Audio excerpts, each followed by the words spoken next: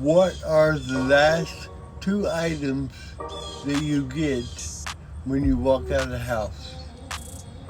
Your keys and your billfold.